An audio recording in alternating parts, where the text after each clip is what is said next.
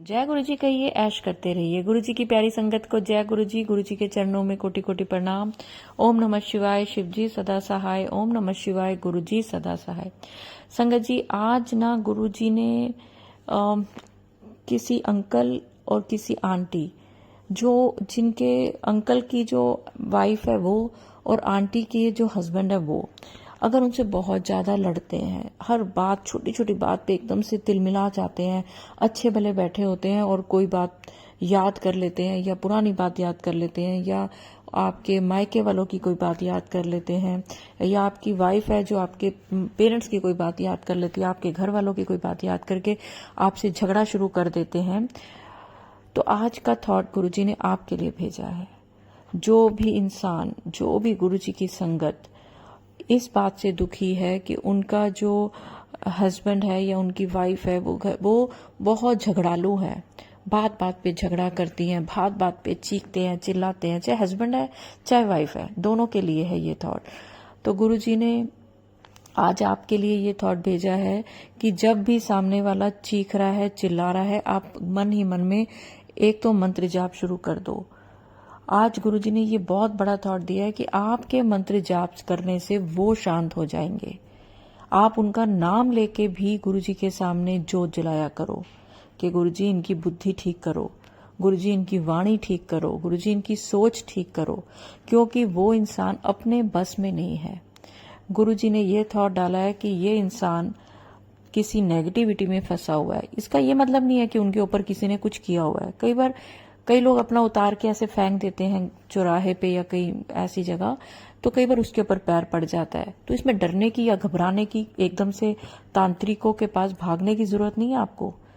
सबसे बड़ा पंडित, सबसे बड़ा तांत्रिक, सबसे बड़ा जो दुनिया को चलाने वाला, हर परेशानी से दूर करने वाला एक ही मंत्र है हमारे पास। ओम नमः शिवाय, शिव जी सदा सहाय। ओम नमः शिवाय, गुरु जी सदा सहाय। तांत्रिक वर्ड मैंने क्यों यूज किया? क्योंकि गुरु जी ब्लैक मैजिक को सिर्फ जल प्रसाद से, सिर्फ मंत्र जाप से दूर कर सकते हैं। गुरु जी कहते हैं आप इधर उधर के बेकार के पंडितों के, तांत्रिकों के पास जाते हो जिनको अपना ही भविष्य नहीं पता, तो तुम्हें किसी के पास नहीं जाना। तुम्हें गुरु जी के सामने बैठ के अरदास करनी है। गुरु जी ये मांगना नहीं है, ये अरदास करनी है, क्योंकि गुरु जी को पता है आपको क्या देना है। तो आप बोलें गुरु जी इनकी वाणी ठीक कर दो, गुरु जी इनकी बुद्धि ठीक कर दो, गुरु जी इनका दिमाग ठीक कर दो। गुरु जी मैं बहुत परेशान हूं, ये मत बोलो। कभी भी नेगेटिव चीजें मत बोलो कि गुरु जी मेरे से रहा नहीं जा रहा ना, वर्ड तो बीच में लाओ ही मत। अपनी पूजा करने का ढंग बदलो। जब आप गुरुजी के सामने बैठते हो कभी भी ऐसे मत बोलो कि गुरुजी मुझसे सहन नहीं हो रहा, नहीं शब्द नहीं आना चाहिए।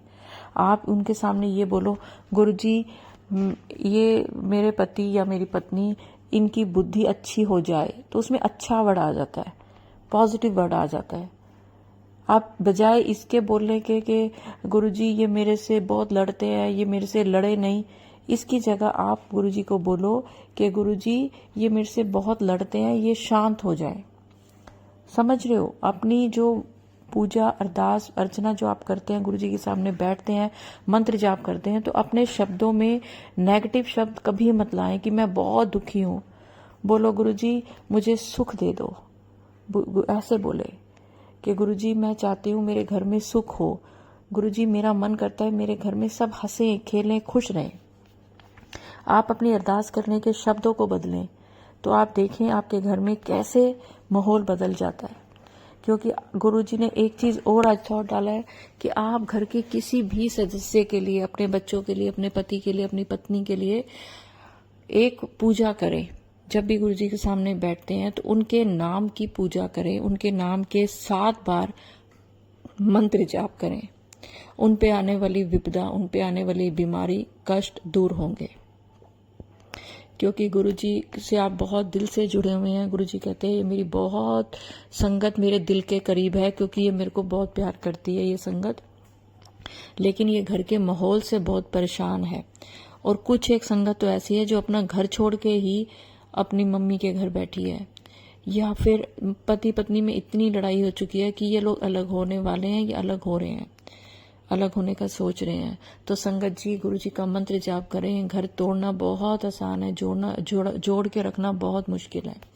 अगर आप अपने माँ बाप के घर भी आ जाते हैं, पेरेंट्स के घर, तो देखिए आपके पेरेंट्स भी तो इकट्ठे रह रहे हैं, तो कभी अपनी मम्मी से या अपने पापा से पूछना कि क्या जिंदगी में उन्होंने कॉम्प्रोमाइज नहीं किया। सबने किया है। अगर उन्होंने करा है वो आपकी खातिर, तो आप अपने बच्चों की खातिर करें। कुछ नहीं हो जाता, थोड़ा सा निम के रह लो, थोड़ा सा झुक के रह लो, कुछ नहीं हो जाता। अपना घर संसार बना के चलो।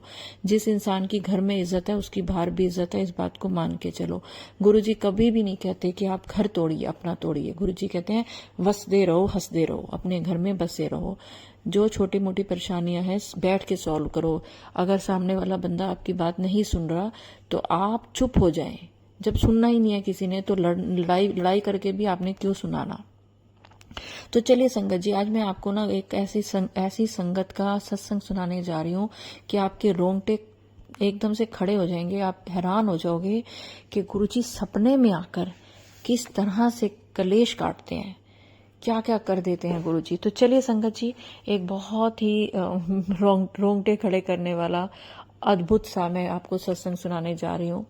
और अगर आप मेरे चैनल पे नए हैं तो प्लीज़ चैनल को सब्सक्राइब करें, वीडियो को लाइक करें, वीडियो को शेयर करें, और अपने घर में शांति बनाए रखने के लिए आप जो कुछ कर सकते हैं वो करें। गुरुजी हर पल आपके साथ हैं।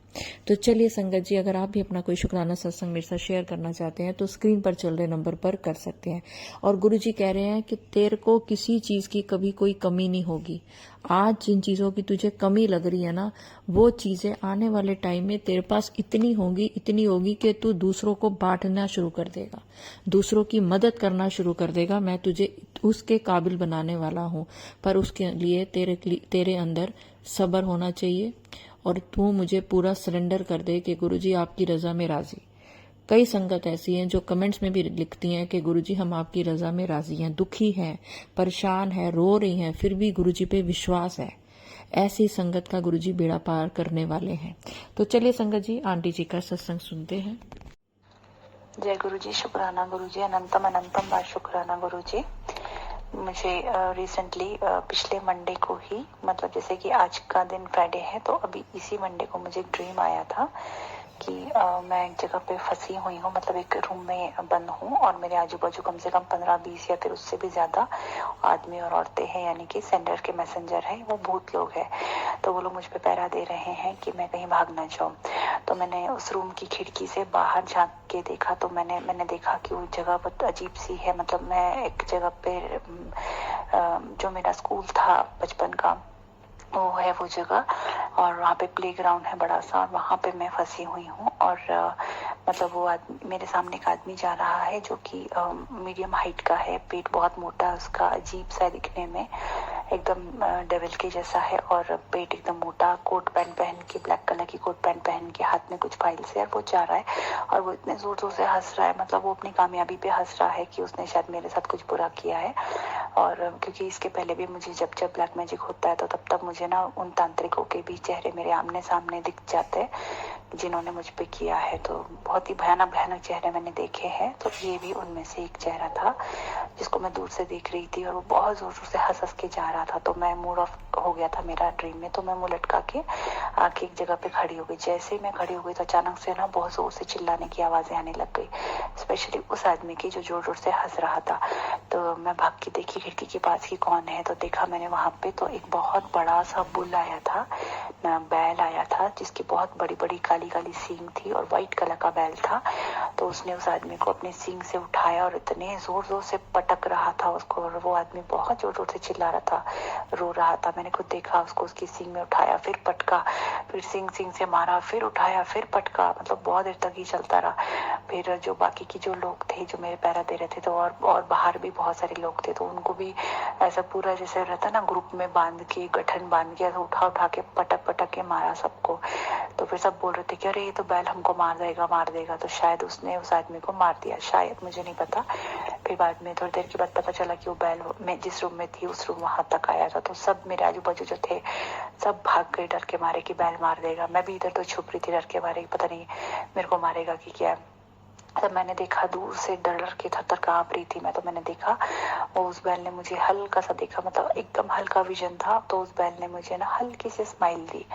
तो भी मैं बहुत डर गई थी, मैं सोची पता नहीं मुझे मार देता क्या। फिर बैल पीछे से भागा और उन लोगों को पकड़ा और सिर्फ मुझे आवाज़ आई, मेरी हिम्मत नहीं हो रही थी कि उनको देखने के लिए, तो उनकी इतने चिल्लाने की आवाज़ आ रही थी, बैल ने सबको मार दिया।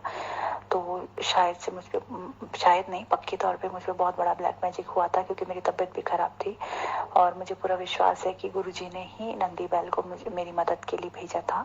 तो ये मेरा ड्रीम था और इसमें कोई बहुत बड़ा शायद कष्ट था जो उन्होंने काट दिया है। मैं गुरुजी का बहुत बहुत शुक्राना करती हूँ। गुरुजी हमेशा की तरह इस बार भी आपने मेरी मदद करी। शुक्राना गुरुजी, लव यू गुरुजी।